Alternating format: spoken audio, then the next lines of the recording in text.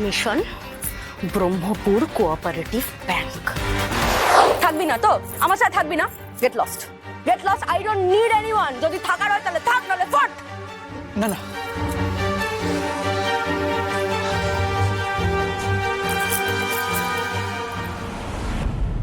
ভানু নিশার হাত কখনো ছাড়েনি আর ছাড়বেও না।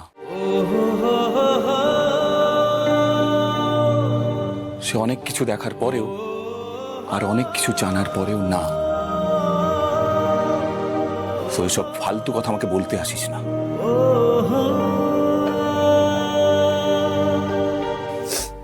ওকে,